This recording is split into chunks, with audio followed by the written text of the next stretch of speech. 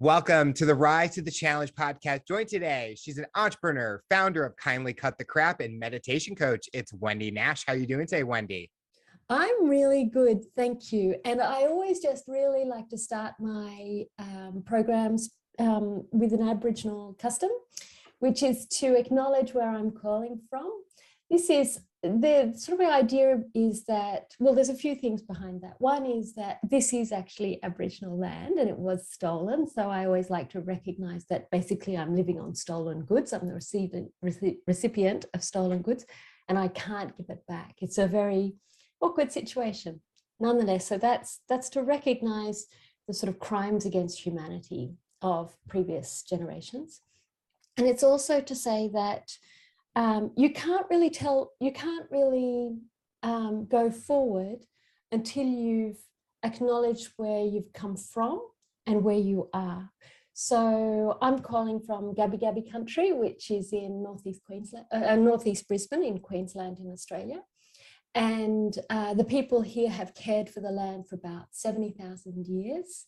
And we have successfully trashed it in just a couple of hundred. So, there's a lot of learning and crafting and improvement and change, whittling kind of ideas and observation and study of animals, plants, the land, the climate, the stars, and how everything comes together. So we haven't paid attention to that, and that's kind of a problem. So I just like to always start with that. And to say thank you for letting me on your show. It's very lovely that you've invited me on, and I'm looking forward to the chat. Let's see where we go. We're excited to have you on the show to talk about your rise to the challenge. What we like to do with all of our guests is go right to the beginning. Talk about where you're from and what were you involved in growing up?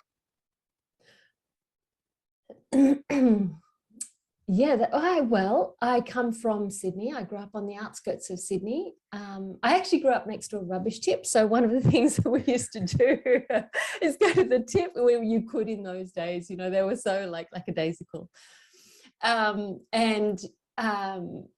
used to go to the tip and we'd scavenge and we'd bring home all these treasures. So that was kind of fun. And then on the other side was like this really fresh bushland, which had been, it was like nothing except, so on one side it was a tip and then on the other side it was bushland. And then I did lots of gymnastics as well. So that was where I came from and what I did.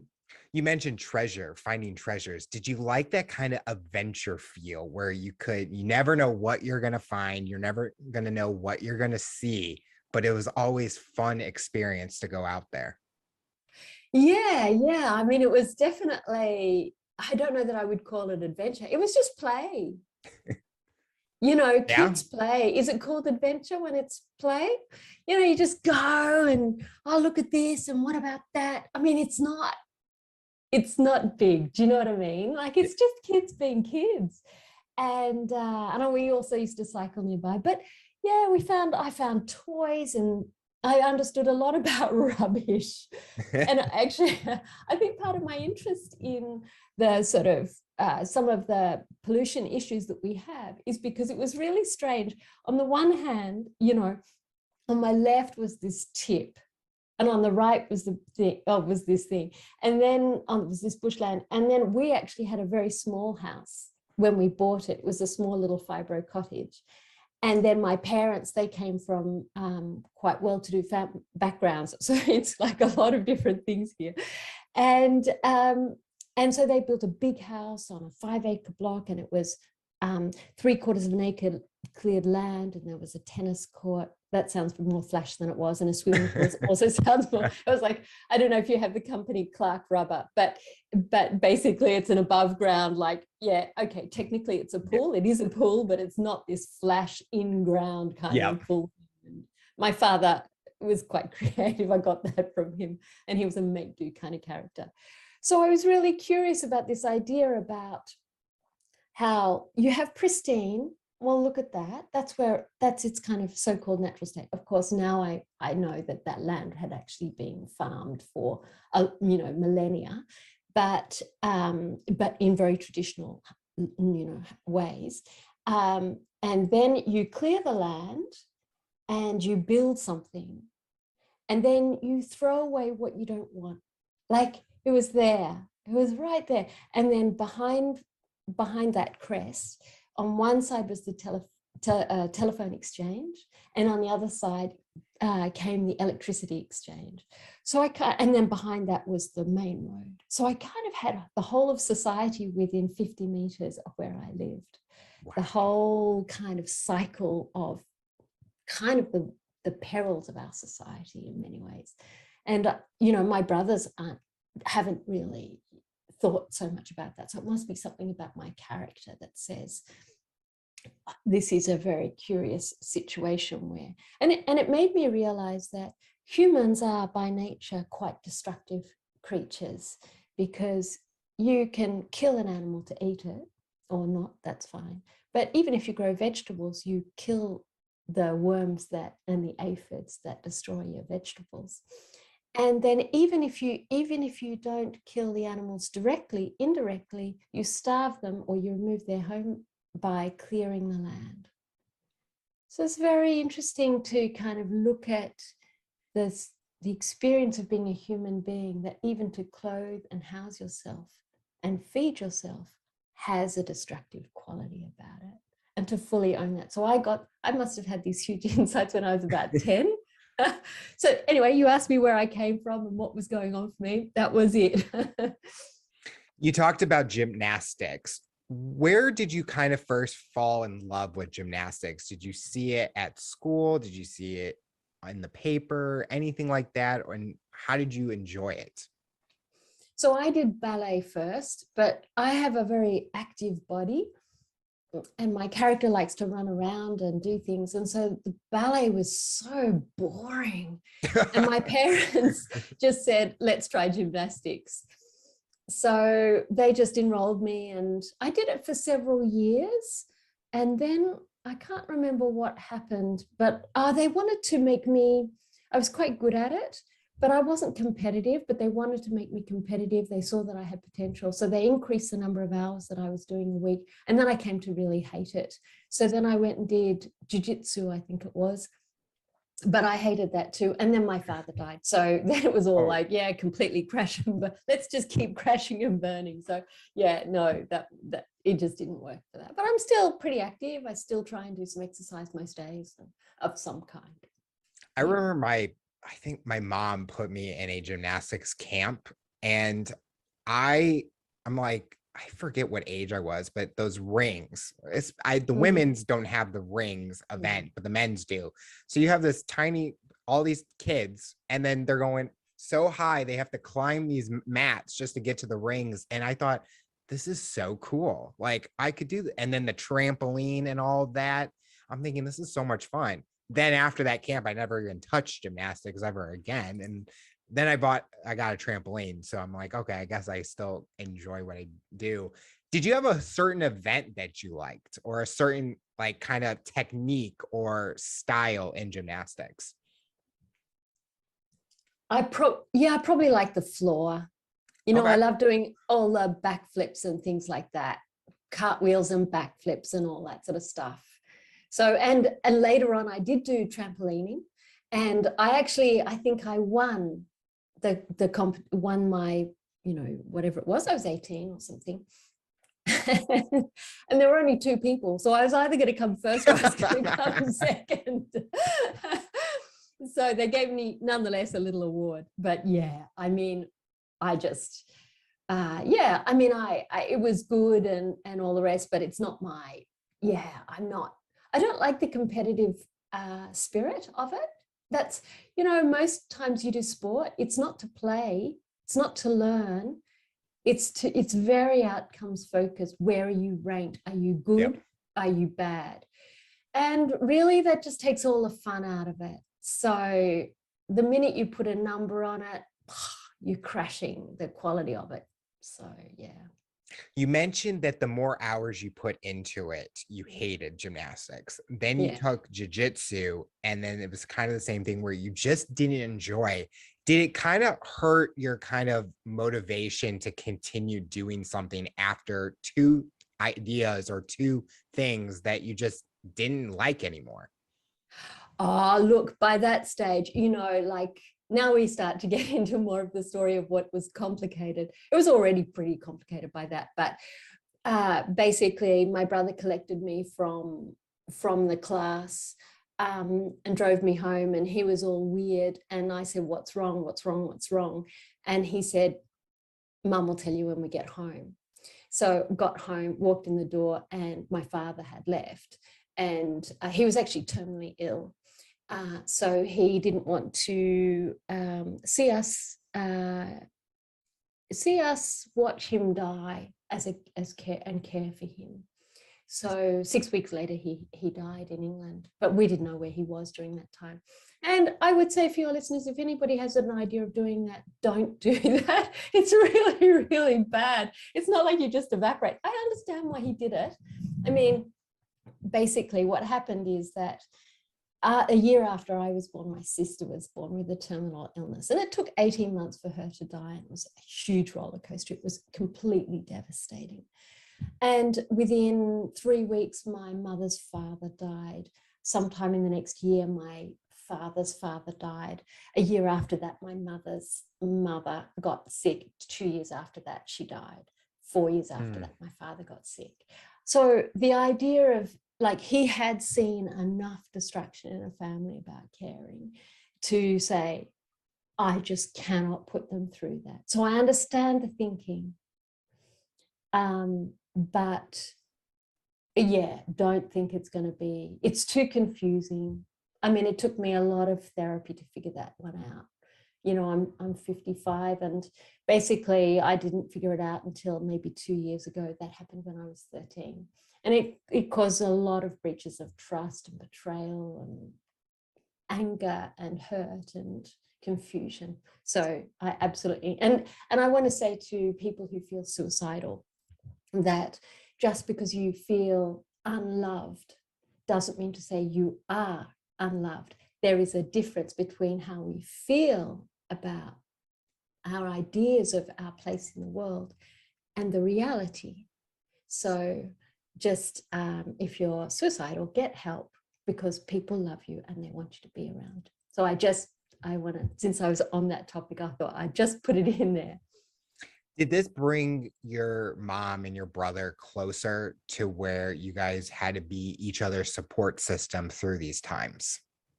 So I have two brothers, and one was actually in America, as it turns out, having a really bad time. And it just confirmed to him that our family was not a great place for him. And my mother was pretty horrible to my eldest brother, the one I referred to, who collected me from wherever it was. And in fact, within a couple of months, he had moved out of home during his final year of schooling because she was so unbearable. So, and at some level, it kind of put me, it was definitely, it didn't do that. It sort of did bring us together at some level, but unless you're prepared to talk about the pain that we cause each other and look at the way that we speak to each other, Yep. Like, I think in families, we can just say something really shitty and that it's okay because they're family. But really, like, if this is somebody who is dear to you, why would you say something horrible? And then not try and understand what was the cause of that, not seek reparation. Can't just gloss over the top. You've got to kind of own your own stuff. So yeah, no, to answer your question, that's not what happened. And I sort of thought it was sort of a bit like, ABBA, when, they're very close. One lives in Monaco, one lives in Stockholm, one lives in New York, and one lives in London. Like, Wow. that's what it was when ABBA split up. And it was a bit like that in my family. Yeah, we're very close, but one lives here, one lives there, one lives here, one lives there. Like, we have no, so we can be deluded in our families. We can form an identity in the family about how close we are. But the truth is that's not, look for the evidence of whether that is actually true, So, yeah.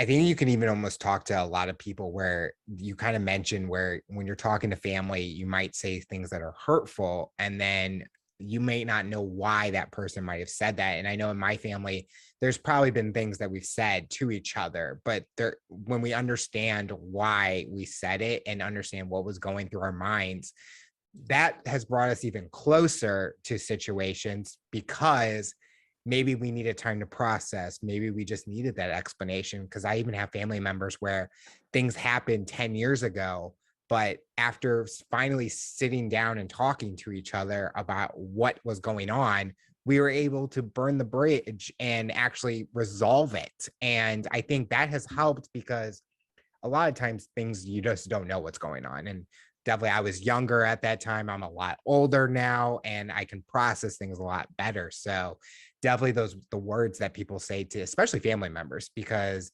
you have that family and you don't want something to happen. And then the last thing you said to them was something that was terrible. And I want to just say with regards to that, yeah. So I've looked a lot at communication skills because I come from this family, and I was basically just copying my family system. The way that my mother spoke to me is what came out of my mouth, and it weren't pretty. So I had to relearn everything, and this is my rise to the challenge. Yep. And it actually takes what I learned too late in the game is that both parties have to be willing to talk about it. Now, if somebody has an identity of being the capable one, who's the good communicator, you're never going to be able to there's too much identity there to question that position. It's a very held on, fragile identity. So, and people think if they talk a lot, they're good communicators, but all that means is that they talk a lot, and perhaps they silence people too often. So I would say that, actually I had a client this week, we were talking, and she's like, how do I get my voice across when somebody said something really, I want to say something, but because I'm really upset with what they did, but I don't know how to do that. So I think it's really good to open with becoming curious about what was their experience first. So the first question to ask is, and I learned this just recently, and I think, wish I'd learned this when I was young.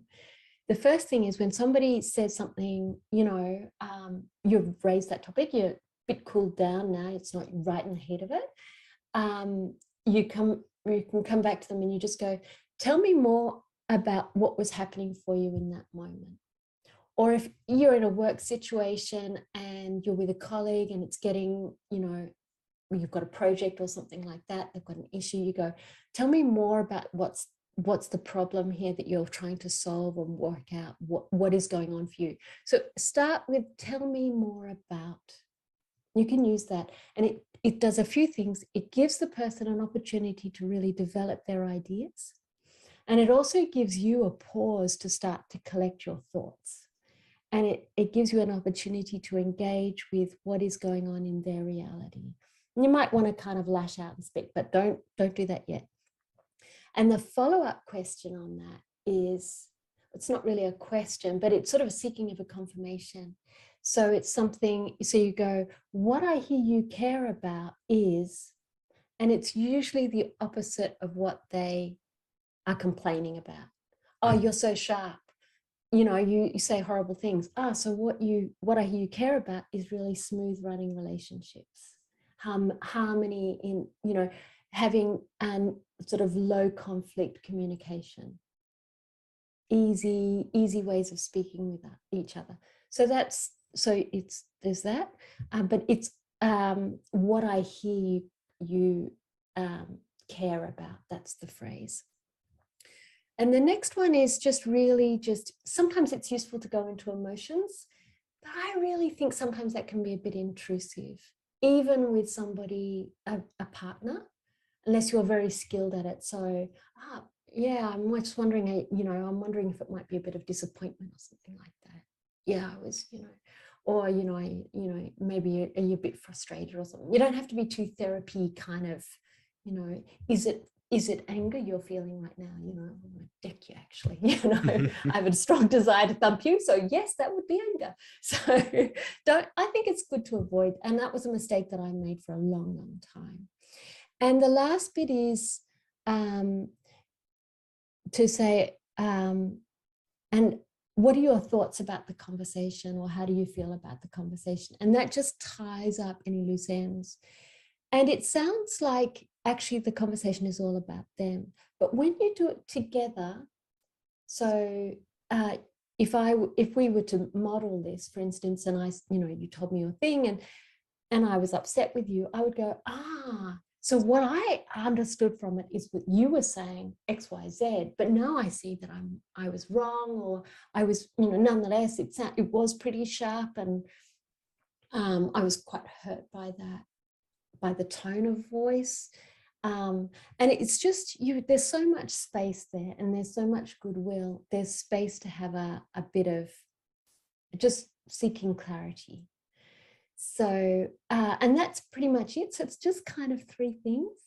Tell me more about what I hear you care about, and what's your sense of the conversation, or what the issue is, or how do you feel about that? And that's it. It's not complicated. As you're going through school, university, college education, did you kind of have an idea of what you wanted to do as a career? No. Look, I had such a complicated schooling. My parents were, I'm born in the 60s. It's a different era. Parenting was very, very different. It's what they call benign neglect. It's the era of benign neglect. So I was 4 years and 9 months, and I was on a bus from one suburb to another, unaccompanied by an adult. I couldn't read the destination at the front. So I got out of school one day and I got on the first bus that came along, because that's what we did. And I ended up in the completely wrong suburb. And then my parents sent me off to this hippie school, and then they realized that I wasn't learning, or they thought I wasn't learning. And so then they put me in the local primary school, and they just said, oh, you'll figure it out. You're really clever, you'll figure it out. And I dropped down, but I'd missed the super basics by that stage. And then I was in this horrible bullied environment for 5 years. And then my father died, and then I went and lived in Sweden, and I had something like 8 unexpected changes in my schooling. Wow. So I was just trying to get through. I did not have an idea about what was my long-term goal. I was just trying to, I dropped out and I did shop work for 5 years. And then I did a secretarial course, and that I wanted to go, and I just wanted to earn an income while figuring out who I was. So that was really, I guess, my ambition, was just trying, I just had all this crap that I needed to sort out. And I just was just sorting it out. And then, so I did secretarial for 30 years, and I completely hated it. So if anybody is thinking the secretary is a bit crap, chances are they didn't choose that. They're just doing it because that's kind of what they got to do. They don't see a lot of alternatives. So be kind as secretaries. So it really came, this thing is really my current work, which is teaching people how to set up a meditation routine. And the people I like to work with are entrepreneurs. So they're people who are kind of out there wanting to go really sort things out. And they want meditation to really develop who they are, their character, be good employers, be good people in relationship. So, I've got a psychotherapy diploma, I've got a psychology degree, I've got 20 years of meditation practice. I'm almost finished, qualified my first meditation teacher training. So, and I've had a lot of personal therapy. And so, that's my engagement. And because what I saw as a secretary is that I was like the executive assistant to a lot of CEOs and business leaders. And they're just horrible people, a lot of them. And they completely think that they can be horrible and no one is going to notice. And you go, yeah, you've got staff problems, staff attrition. What do you think that's to do with? Oh, well, they're just lazy or whatever. Or they're out to get the most or whatever. And so it was observing all these leaders that inspired me to go, wow, I've got these sort of skills in understanding people and working with people and helping people feel more supported. So meditation is really such a good support for understanding yourself and how you work with people. And so that's why I choose meditation. It's really to get people into a place where they have sufficient tools to do it on their own. It does take about 18 months to set up a solid routine and to understand, get past all the first lot of mind games. It takes about 18 months. But once that 18 months has passed, people are good to go. And I just wish them well. And so there you go. So that's how I ended up there. Sorry about the long conversation. All good. You talked about the secretary job wasn't fun for you, but sometimes we always have that hard challenge or something we don't like, but it teaches us something about ourselves that we didn't know we had. Did you ever have that moment where during those 20, 30 years when you're doing it, that it taught you or it made you be aware of something that you didn't know you had in you? I would say that happened afterwards. Okay. So I'm phenomenally well organized. And I have I'm obviously a really good typist. I'm really good at setting up procedures, making it very streamlined. I mean, if people have secretaries who are listening and they're kind of wondering who to promote the most in the company, it's your admins, because they are well organized, good people, good at understanding power structures, good at negotiating, getting things done on behalf of the company, working collaboratively. It's actually a real possibility and they're open to learning. They've always got new things they have to learn all the time. And they're so used to being not thanked and not praised and not appreciated. They don't really expect anything. You just do the job, and people like you or they don't, whatever. But you need very little appreciation, and make sure you pay them properly. That's the other thing. People always say, my secretary is so important to me, and I'm like, yeah. So how come you don't pay them the same as your managers then? If you think that they're that important and they're making these huge decisions, why you don't pay them equally? And that's a gender issue. But anyway, I'll save that rant for another time. You talked about the different items that you learned about yourself after your secretary job, like being organized, being precise, which are all great qualities when it comes to being an entrepreneur, because you're that solo person putting together the business plan, the whole idea, the concept. What was the most favorite part of getting together founder of Kindly Cut the Crap? I love that title because it's catchy and a lot of people can probably relate to that. But what was a fun part about that journey, getting that together? I'll tell you about the company name since you've raised it. It's a really interesting thing. I've obviously sought business advice and things like that. And the business advisors just go, that's a really bad name. You should get rid of that name. And all the people I meet who are just around, they just go, that is a fantastic name. Yes. Excuse me. So just hold on a second. So I started off with Cut the Crap because A, I'm a very direct person, and B, what I'm looking to do is to really cut the wheat from the chaff, or separate the wheat from the chaff. I'm really looking, what do you actually need to engage with? What is really important here? What is the essential part, and just focus on that.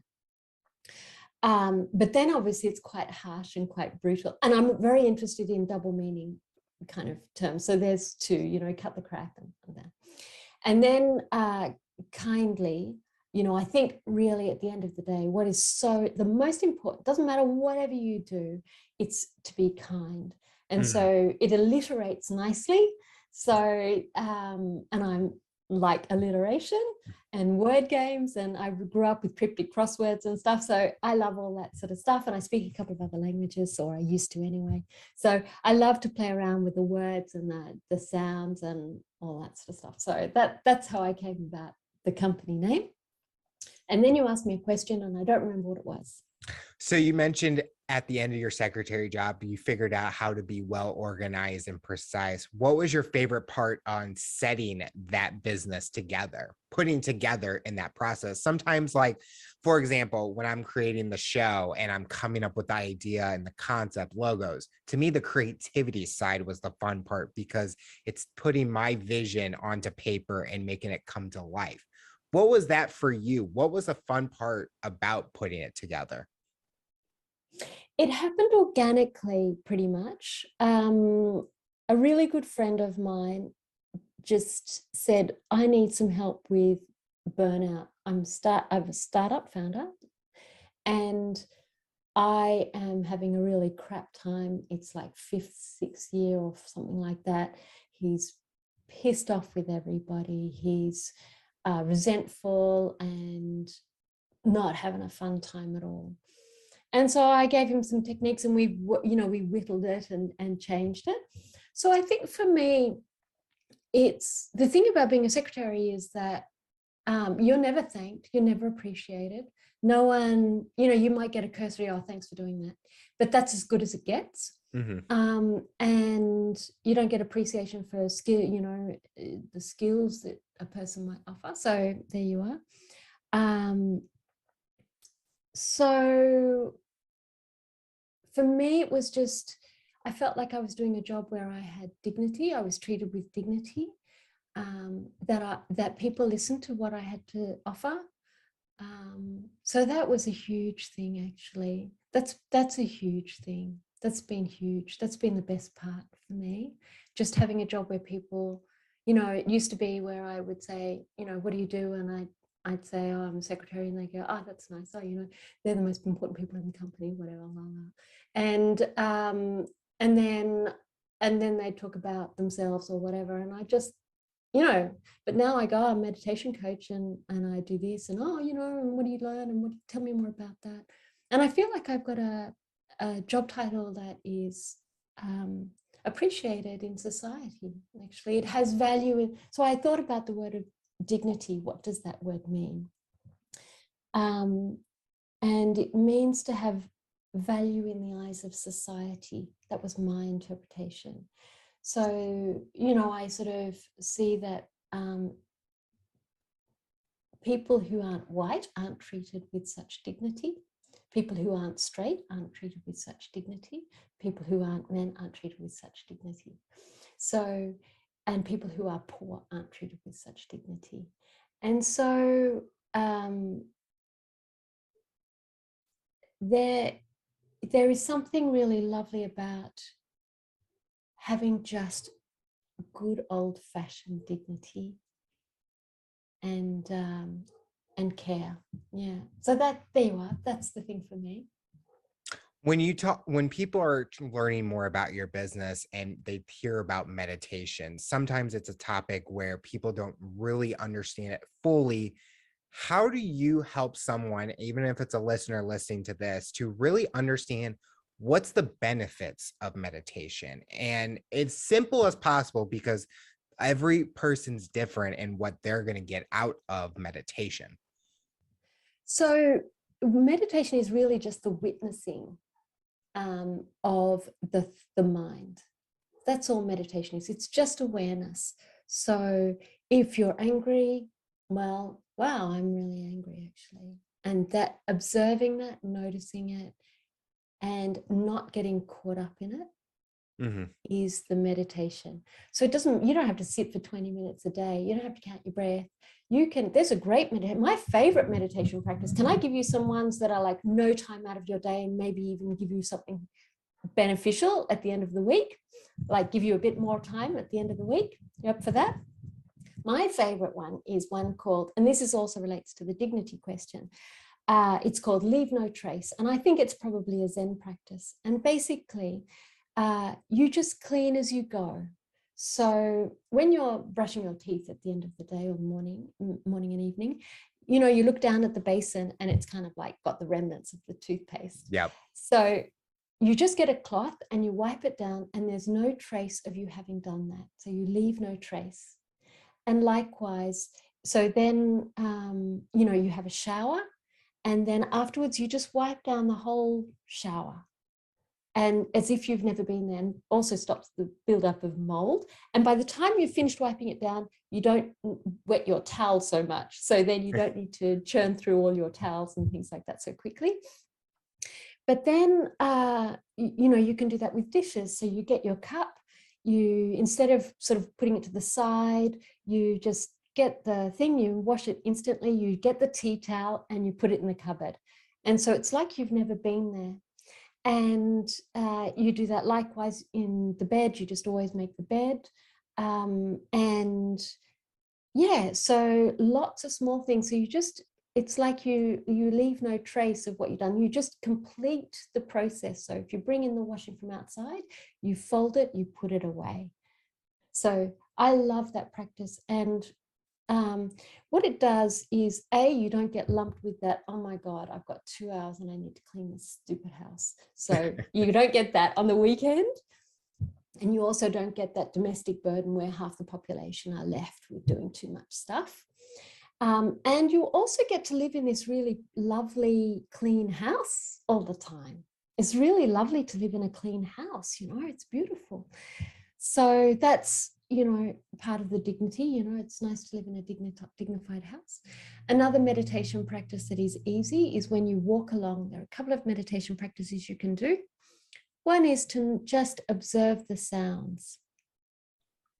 So, you know, what are you listening to? What do you hear? Not to judge it good or bad, or if you do judge it good or bad, notice that you are judging it good or bad. Mm-hmm. And, you know, like, who wants to hear a motor mower at 7:00 in the morning? You know, that's like really irritating.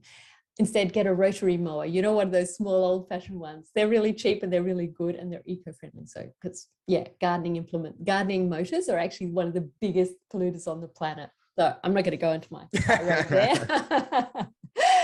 I just wanted to say also about that leave no trace practice is that it models good practice for children. And it also, the big thing this is why it's meditation, is because if you kind of go, oh, I don't want to do that, that's the moment where you go, oh, really? This is going to be like 2 seconds and the cup is in the cupboard. So, oh, really? Is that what my mind does? It's really contrary. I don't want to do this. Why should I be doing this? You can hear all that crap going on. And that's the thing is really lovely to engage with, because it's like, wow, I'm really pissed off. And when we're pissed off, instead of trying to calm it down, there's a couple of things. One is to say, I feel angry. Yes, it's true. I feel angry. And that allows the body to own that emotion, the body and mind to own the emotion.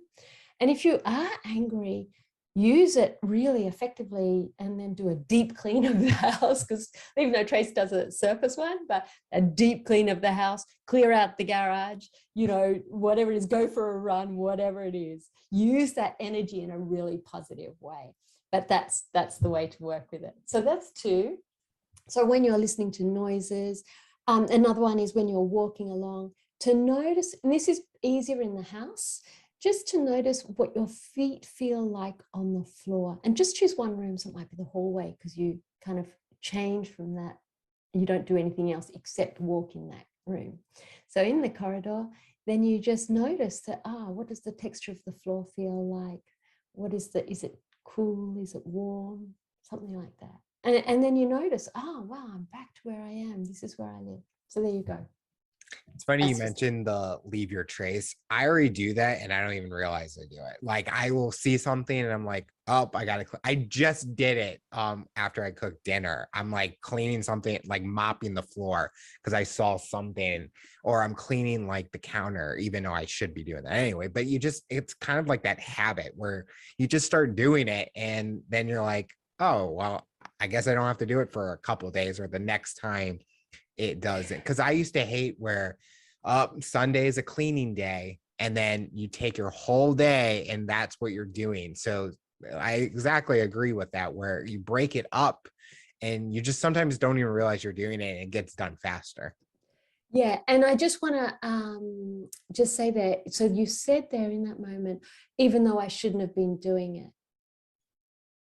So observing that I shouldn't have been doing that, that is a point of inquiry. And that's what meditation is. So what is this should or shouldn't? What does that mean? And that's worth unpacking. And that's what I do in my work. So it's just, so since we're about meditation, what is meditation? That's what meditation is. Looking at your journey, what is something fun that, or like a personal goal or challenge you have for yourself upcoming, or something that you are excited about pursuing? Yeah, that's a good question. I tend to be a very serious insect, and I'm always, trying to, like I was going to say, oh, well, I've got my memorization. I'm trying to learn this memorization techniques and things like that. Just because, I read this book. It was really fantastic. It's called Memory Craft, and she's got it's beautifully written, and then it's got lots of things. So that's that. So I've just moved town and interstate, and I am connecting with the local community. So that's something that I'm trying to really develop my relationship. So that's a goal, to build a really good social network and business network. So I'm doing that. And I've decided it's time to get back into the gym. A lot of places have closed down because of the pandemic. So I'm kind of getting back into fitness, which is really nice. And I guess what else? So just trying to be a bit more lighthearted, I think. And I was thinking about something you said actually a while ago that I wanted to talk about, which is, I can't remember what you were referring to, but what was a really big thing for me that I learned that was really different, that actually completely changed my perspective on life and helped me be kind of really transition in a really big way. My well-being, my sense of well-being, and my sense of pain, I guess, about the world. And I'll do this with you. Okay. So take a topic that is like your big thing that you really love. What is that topic? Ooh. That is your like thing that you know the most about in the whole big wide world. I'm gonna say, because my mom was gonna say that I would know this. So the show Big Brother, in a way. Okay. So that would be the topic. Okay. And so if you were to say how much you know about Big Brother. Did you say Big Brother? Yeah, you said Big Brother. Yeah. How much you know about Big Brother? How much would you say on a sort of like percentage wise? 90%. Okay. All right. So you know all about the actors, they're not actors, they're people, but you know the participants. You know about all the direction and the production. You know all about the set. You know all about that all over the world. So you know what it's like in Australia and other countries, and what the Canadian versions are like, and the New Zealand. And you know about the way that it's edited to be crafted and elicit particular responses. And you know all the stuff that is going on that you're not familiar with. Yeah. Would you still say it's as high as all that? Yes, because I think it's basically because I've watched a lot of seasons and I've kind of like analyzed it in a way where it's fun for me. Like I'm even watching a past season that I just watched when it happened live during the time, but it's something that it's been passion for me. So I always look at it and I'm like, oh, I didn't realize it this last time. Okay. So I'm learning always something new each time. Right. That's where I wanted to go. All right. So given that each time you wanted to go, you're learning something new and you don't remember all the episodes all the time, would you still say that you're at 90%? Probably not, but there's too many. What would you?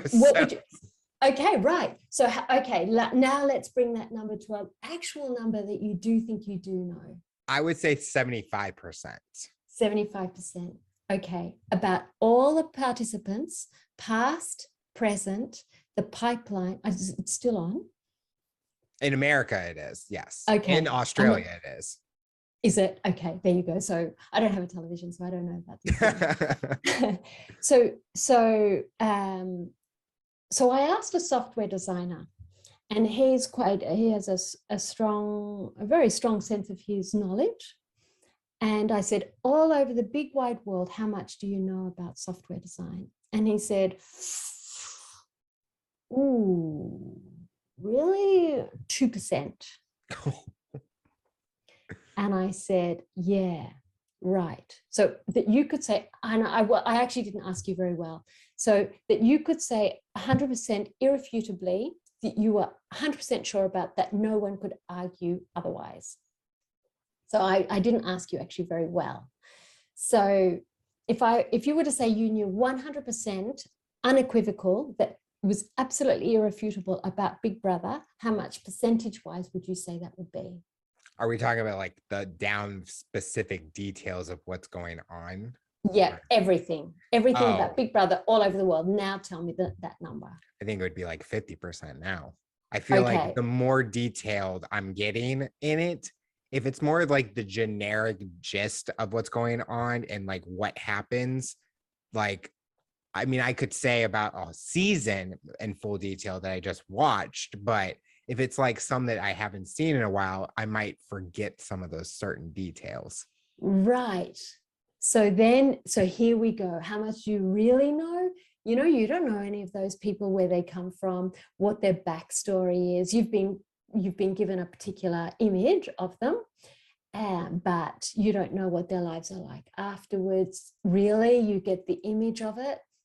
So if you actually whittle it down, chances are it's probably about no more than 5%. When you get right down to it, 5% on a good day. Okay. So I reckon you'd probably be about 80% sure for another 20%. So you'll be up to 20%. So we're at 25%. You have a good hunch or absolutely 100% sure about, which means that 75% of the time, chances are you're wrong. There's a really good chance you're wrong, because you said, I keep learning about that. You were wrong about it. Yep. So, right. So, or it's a mystery or whatever. You're curious and you're open. So once you let go of the idea that you have to be right and you are right, you must be right because this is absolutely true, actually, you start to relinquish the idea that, well, of course I have to be right, because good chance that I'm not right, more chance that I'm wrong than I am right. Yeah. And if we let go of the idea that we have to be right and that we would rather be happy, then life starts to become very much easier. So anyway, that's what it took a while to kind of drill it down. Yeah. I always look at it, like when I was younger, I used to have that mentality where, oh, I'm right. And then I feel that as I've gotten older, it's always, what's a learning opportunity in this situation if I don't know I'm right? And so that's how I think it's just a change of mindset. I think when you're a kid, you're not thinking it, analyzing it as much as when you're an adult in a way. That's how I feel. But some people can relate and some people, they haven't had that experience before. Yeah. And some people can't bear to be wrong. Yeah. I can't imagine Putin is going to sit there going, oh, I'm a bit wrong about Ukraine, actually. Like, he's not going to do that. The final question I'll ask you, for someone that's listening to this interview based on your journey and experience, what tips or advice would you give them to overcome obstacles, accomplish their goals, and rise to the challenge? Be open to being wrong. Chances are you probably are anyway. Be a better listener. Take on board what people say. If they say you're a crappy communicator, gee, that was a bit harsh. Figure out how you can do it different. And you can ask them, what should I do different? Or you can just go and get counseling, or, if it's a bit systemic, some systemic pains that are coming up, and you're getting the same patterns, but you don't really know what's going on. So therapy is a really good thing, or whatever. And just be kind, I think, rising to the challenge, and just, you don't need to give yourself such grief all the time. I mean, you don't expect that level of perfection in somebody else. So why would you expect it in yourself? Yeah, no, I can agree with that. So it's just, and small changes, lots of small changes. And yeah, it's a long, slow process. As I said, just to get a meditation practice up and running takes 18 months. It's slow. We're not used to that. We don't like to be slow, but we're slow. Yeah. Well, Wendy, I want to thank you so much for coming on the show and talking about your rise to the challenge. You're inspiring so many people, and we're excited to see what the future looks like for you. Oh, look, it's been a lovely chat. Thank you so much, Alex. I really enjoyed it.